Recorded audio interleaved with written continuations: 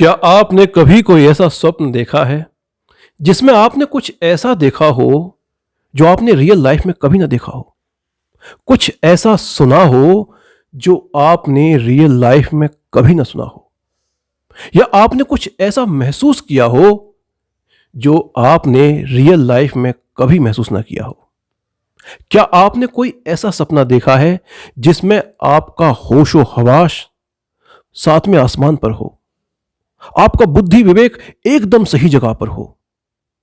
क्या आपने कोई ऐसा सपना देखा है जिस सपने की एक एक घटना आपको ऐसे याद हो जैसे कि वो घटना वास्तव में आपके साथ घटित हुई हो? अगर हां, अगर आपने कुछ ऐसा स्वप्न देखा है तो ध्यान रखना, वो स्वप्न कोई साधारण स्वप्न नहीं था, वो एक दिव्य स्वप्न था। साधारण स्वप्न क्या होते हैं, वो क्या हमें सिखाने आते हैं, इसकी चर्चा मैंने इस वीडियो के पहले भाग में विस्तार से की है। अगर आप साधारण सपनों के बारे में जानना चाहते हैं तो आप उस वीडियो को सुन सकते हैं। लेकिन आज इस वीडियो में मैं दिव्य सपनों की बात करने वाला हूं। मैं आपको बताने वाला हूं कि दिव्य स्वप्न क्यों आते हैं, कैसे आते हैं, और ये दिव्य स्वप्न हमें क्या समझाने आते हैं, क्या सिखाने आते हैं। तो चलिए शुरुआत करता हूं, और शुरुआत करता हूं इतिहास से। आज मैं आपको इतिहास से चंद ऐसे दिव्य स्वप्न सुनाने वाला हूं जिन दिव्य सपनों ने पूरी मानव जाति का इतिहास ही बदल दिया।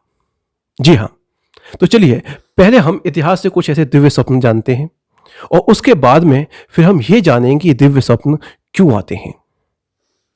तो शुरुआत करता हूं इतिहास से।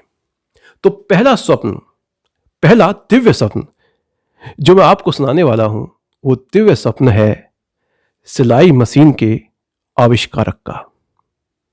सिलाई मशीन, आप सोचिए कि सिलाई मशीन का हमारे जीवन में कितना महत्वपूर्ण स्थान है। क्या आपको पता है कि सिलाई मशीन का आविष्कार वास्तव में एक स्वप्न में हुआ था? जो सिलाई मशीन का जिस आदमी ने आविष्कार किया था, होप, उन्होंने बहुत दिनों से वो प्रयास कर रहे थे एक सिलाई मशीन बनाने का, लेकिन वो मशीन बन नहीं रही थी। तो वो इसी उधेड़बुन में रहते थे कि कैसे मशीन बने, लेकिन मशीन बन नहीं रही थी। एक दिन होब ने एक स्वप्न देखा, और उस स्वप्न में उन्होंने ये देखा कि वो एक राजा के राज्य में है। उस राजा ने उनसे कहा है कि तुम्हारे पास सिर्फ 24 घंटे हैं, 24 घंटों के अंदर मुझे एक सिलाई मशीन बना के दो, और अगर तुमने ऐसा नहीं किया तो तुम्हें सजा भुगतनी होगी, तुम्हें दंडित किया जाएगा। तो उस सपने में उन्होंने पूरी कोशिश की कि वो सिलाई मशीन बना दे, लेकिन नहीं बनी। 24 घंटे पूरे हो गए और फाइनली उन्हें सजा देने के लिए राजा के सैनिक आए, और वो भाले लेकर आए, और उन भालों में होब ने देखा कि उन भालों की नोक पर एक छेद था। हर एक भाले की नोक पर एक छेद था, और उन्हीं भालों से फिर होब को सजा दी गई।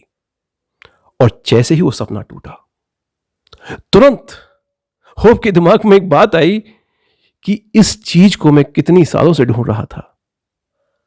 मुझे कितने सालों से इस बात का पता लगाना था कि सिलाई मशीन को बनाने के लिए उसकी निडल कैसे बनाई जाए, और उस निडल को बनाने का आइडिया उस सपने से उन्हें मिला। आप और हम सब जानते हैं कि सिलाई मशीन की जो निडल होती है, उसकी जो टिप होती है, उस पर एक छेद होता है जिसमें हम धागे को डालते हैं। तो ये जो टिप थी, इसका आविष्कार होब ने अपने सपने में किया था। या यूं कहिए कि दिव्य स्वप्न ने होब से सिलाई मशीन बनवाई। तो एक पहला ऐतिहासिक स्वप्न था जिसने मानव सभ्यता को बदला। अब बात करते हैं दूसरे दिव्य स्वप्न की। तो दूसरा दिव्य स्वप्न था हमारे मशहूर साइंटिस्ट एल्बर्ट आइंस्टीन का। एक बार एल्बर्ट आइंस्टीन ने एक स्वप्न देखा।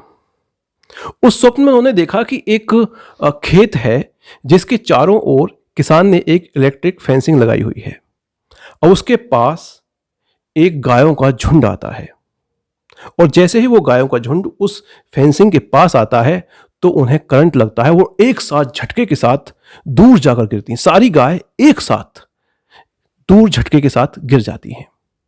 लेकिन इसी घटना को जब आइंस्टीन ने उस फार्मर से डिस्कस किया तो फार्मर ने कहा, नहीं, गायें एक साथ नहीं उछली थीं, गायें एक एक करके उछली थीं। पहले एक गाय, फिर दूसरी गाय, ऐसे तरंगों के रूप में उछली थीं। तो स्वप्न में आइंस्टीन को यह समझ में आया कि एक ही घटना को अगर दो अलग अलग जगहों से देखा जाए तो घटना दोनों के लिए अलग अलग होती है। और इसी सिद्धांत से थ्योरी ऑफ रिलेटिविटी का जन्म हुआ। तो थ्योरी ऑफ रिलेटिविटी का जो आइडिया आइंस्टीन को मिला था, उसके पीछे भी एक दिव्य स्वप्न था। तो ये दूसरा दिव्य स्वप्न है। अब तीसरा जो ऐतिहासिक दिव्य स्वप्न है, उसे सुनकर आपके होश उड़ जाएंगे।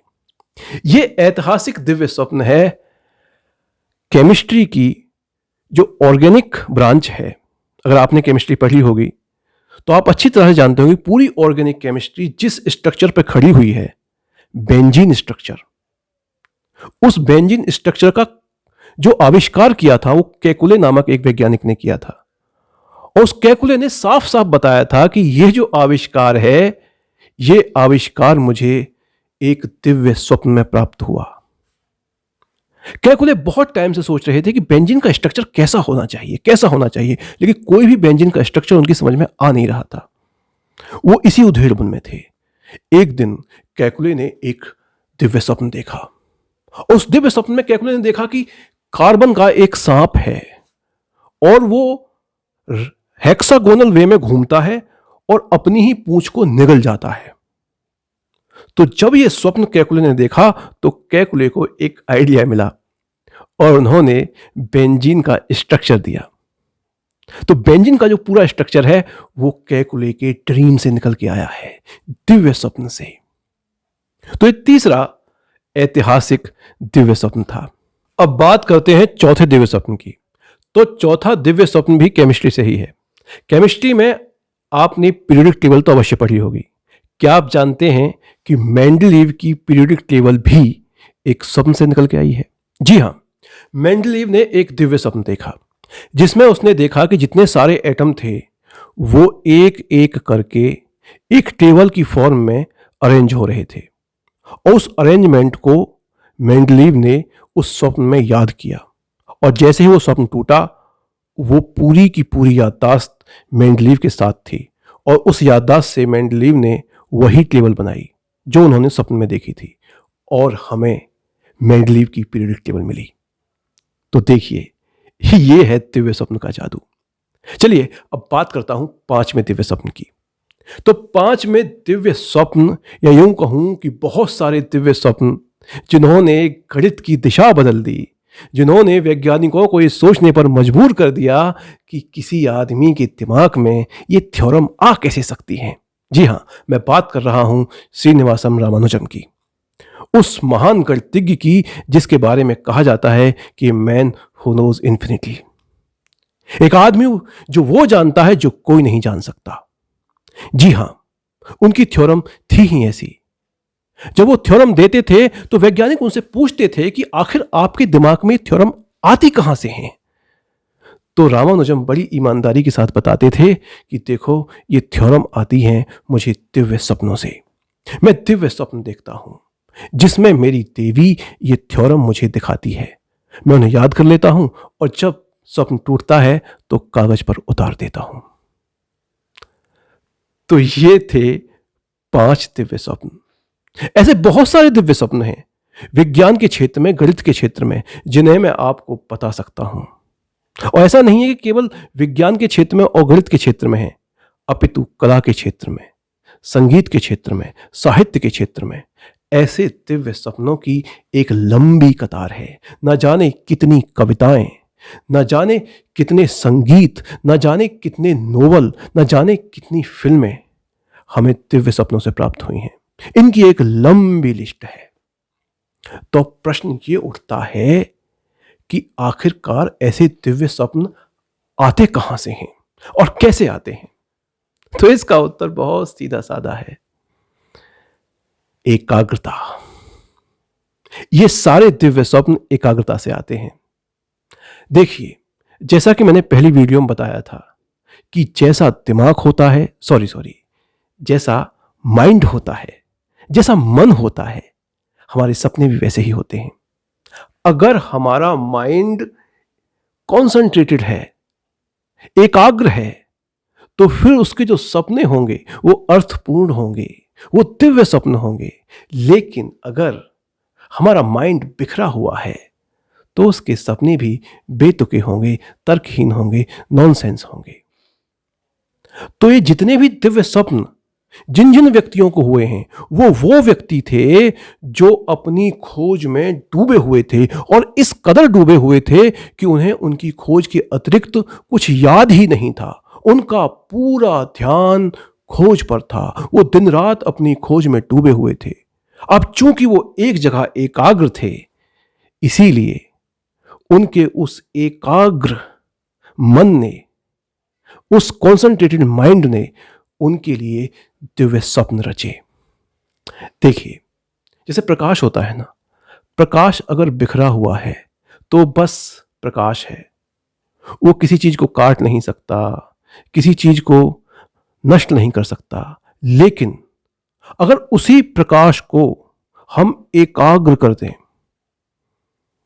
अगर हम उसी प्रकाश से एक लेजर बनाएं, तो लेजर स्टील की मोटी मोटी शीटों को ऐसे काट सकती है जैसे चाकू मक्खन को काटता है। यह है ताकत एकाग्रता की। तो आपका जो है माइंड है ना, ये अद्भुत है, ये अलादीन का चिराग है। अगर आप इसे कंसंट्रेट कर दें तो फिर ये आपके लिए वो सब हाजिर कर देगा जिसे आप पाना चाहते हैं। और ये बात केवल विज्ञान के क्षेत्र की, गणित के क्षेत्र की, साहित्य के क्षेत्र की, कला के क्षेत्र की नहीं है, ये बात धर्म के क्षेत्र की भी है। धर्म के क्षेत्र में भी दिव्य सपनों का एक गहरा महत्व है, या फिर मैं यूं कहूं कि धर्म दिव्य सपनों के अतिरिक्त कुछ भी नहीं है। जो भी अलौकिक अद्भुत बातें आपको धर्म की प्राप्त हुई हैं, अगर आप ध्यान से देखेंगे तो उनके पीछे वही दिव्य सपन है। ऐसा कोई भी धर्म नहीं है जो इन दिव्य सपनों से अछूता हो। और अगर मैं संसार के सबसे तार्किक धर्म की बात करूं, बौद्ध धर्म की बात करूं, तो बौद्ध धर्म इन दिव्य सपनों से भरा हुआ है। बुद्ध का जन्म वो भी एक दिव्य सपन था। बुद्ध के जन्म के समय उनकी माता को एक दिव्य सपना आया कि एक हाथी का बच्चा उनके पेट में एंटर हुआ और उन्हें एक अलौकिक अनुभूति हुई। और जब उन्होंने इस स्वप्नवेत्ताओं को बताया तो उन्होंने कहा कि कोई महापुरुष आने वाला है। इसी तरह जब बुद्ध संन्यास्त होने जा रहे थे, संन्यास्त होने से पहले ही पता चल गया था शुद्धोधन को दिव्य स्वप्न के माध्यम से कि बुद्ध सन्यासी बनेंगे, और उसने पूरी कोशिश की कि वो बुद्ध सन्यासी ना बने, लेकिन बुद्ध सन्यासी बने। और उसके बाद जब बुद्ध सन्यासी बने और जब उन्होंने भांति भांति की तपस्याएं की और जब वो मोक्ष के बहुत करीब थे, निर्वाण के बहुत करीब थे, तब उन्हें दिव्य स्वप्न आए। बुद्ध और राक्षस मार की जो लड़ाई थी ना, वो कहां थी? क्या वो रियल लाइफ में थी? नहीं, वो उन्हीं दिव्य स्वप्नों में थी। बुद्ध को बहकाने वाले, ललचाने वाले, डराने वाले जो स्वप्न थे, जो दिव्य स्वप्न थे, जिनके माध्यम से बुद्ध को टेस्ट किया जा रहा था, वो दिव्य स्वप्न थे। और जब बुद्ध ने अपना प्रमाण दिया, अपने बुद्धत्व का प्रमाण दिया, जब उन्होंने पृथ्वी को छुआ और कहा कि यह पृथ्वी मेरी साक्षी है, वो क्या था? वो भी एक दिव्य स्वप्न था।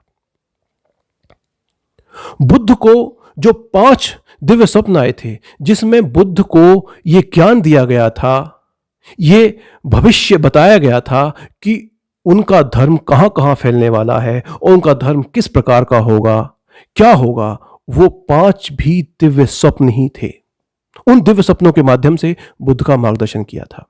तो अगर आप बौद्ध धर्म देखेंगे तो पूरा बौद्ध धर्म दिव्य स्वप्नों पर आधारित है। और ये कहानी सिर्फ बौद्ध धर्म की नहीं है, ये हर एक धर्म की है।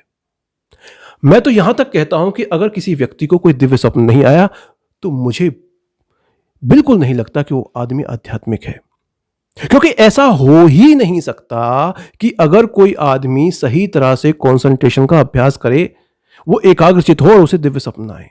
असंभव। अगर आप एकाग्रचित होंगे, अगर आप एकाग्रता का अभ्यास करेंगे, जागरूकता का अभ्यास करेंगे, अगर आप अपना ध्यान संसार के से हटाकर किसी एक जगह पर लगाएंगे तो आपको दिव्य स्वप्न आएंगे ही आएंगे, और वो दिव्य स्वप्न फिर आपका मार्गदर्शन करेंगे। दिव्य स्वप्न कैसे मार्गदर्शन करते हैं, इसकी चर्चा मैंने बड़ी ही विस्तार से की है। मेरी एक वीडियो है ध्यान की रोमांचक दुनिया, जिसमें मैंने अपने हजारों दिव्य स्वप्न आपके साथ साझा किए हैं। नहीं, मैंने हजारों दिव्य स्वप्न बताए नहीं हैं, मैंने उनका सार बताया है। मैंने ये बताया है कि अगर आपको इस प्रकार का दिव्य स्वप्न दिखाई देता है तो उसका क्या मतलब है, ये दिव्य स्वप्न आपसे क्या कहना चाह रहा है। मेरी एक और वीडियो है ध्यान की सबसे बड़ी बाधा मार, उसमें मैंने उन नेगेटिव अनुभवों की, जिन्हें अधिकतर लोग नेगेटिव ही कहते हैं, हालांकि मैं उन्हें नेगेटिव नहीं मानता हूं, ये बिल्कुल वही अनुभव थे जो बुद्ध को निर्वाण से पहले हुए थे, मार के साथ उनकी जो फाइट हुई थी। मेरे साथ भी इस तरह के बहुत सारे हजारों अनुभव हैं।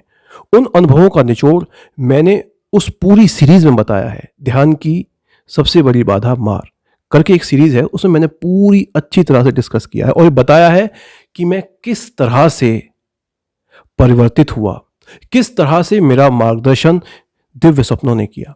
तो अगर आप ये जानना चाहते हैं तो आपको वो दोनों वीडियो, या यूं कहिए कि एक वीडियो है और एक सीरीज है, 4 वीडियो की सॉरी, तो आपको 5 वीडियो देखनी चाहिए। उन 5 वीडियो को देखकर आपको इस समझ में आएगा कि दिव्य स्वप्न किसी आदमी की जिंदगी में क्या कर सकते हैं।